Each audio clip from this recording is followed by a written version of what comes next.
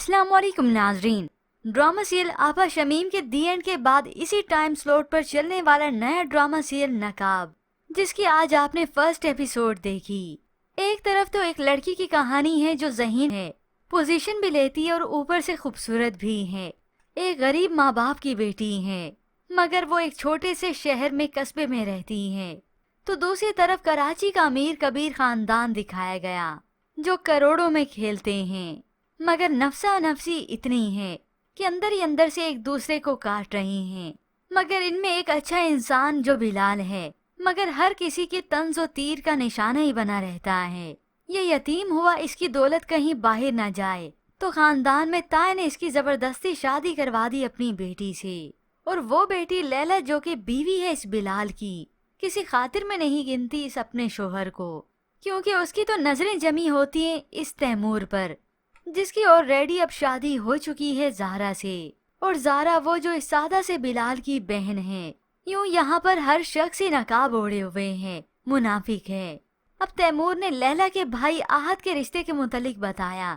पहले तो इस लैला ने इनकार कर दिया था क्योंकि ये ज़ारा ने रिश्ता बताया। फिर जब उसे पता चला कि जिससे मैं मोहब्बत करती हूँ अपने कज़न इस तैमूर से, तो उसी ने ही ये रिश्ता कंसीडर किया है। तो अब वो भाई को इजाजत दे देती है कि वो रिश्ता देख ले। तो नेक्स्ट एपिसोड में आप देखेंगे लैला ने लड़की के बारे में पूछा कि वो करती क्या है, तो तैमूर बता देता है करती तो वो बहुत कुछ है, लेकिन उसे बातें घुमाना नहीं आता। और फिर यहाँ पर ट्रेन पर कराची में आकर एंट्री होती है ज़ारा की।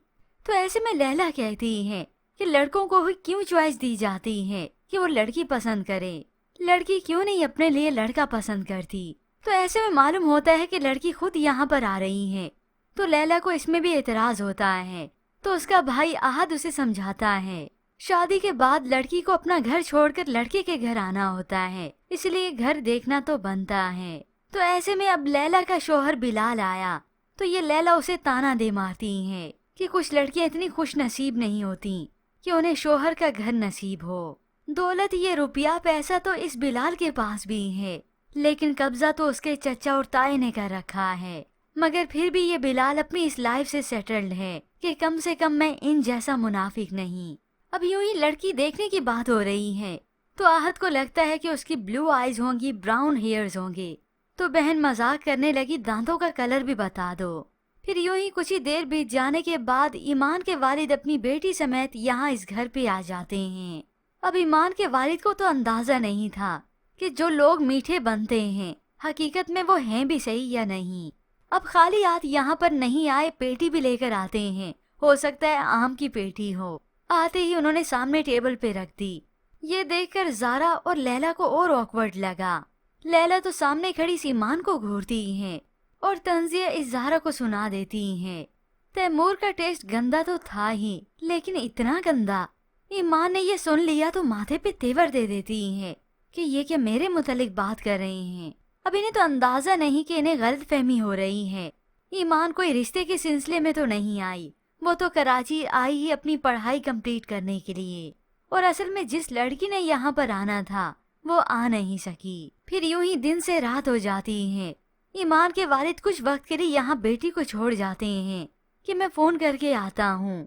रात हो जाती है, बारिश भी मूसलाधार थी। वो फोन करने के लिए फोन बूथ पीसीओ पे जाते हैं। 4 लुटेरे आए, ना सिर्फ उन्हें लूटते हैं बल्कि उन्हें शदीद जख्मी भी कर देते हैं। अब उन्हें तो अंदाजा नहीं था कि ये कराची है और यहाँ पर ये सब कुछ आम ही है। अब हो सकता है यहाँ पर ईमान के वालिद इंतकाल कर जाएं और ईमान वहीं पे ही रह जाए। यूं ही व्यूअर्स, ड्रामे की कहानी में ट्विस्ट तो बहुत से आने हैं, अभी तो आगाज हुआ है।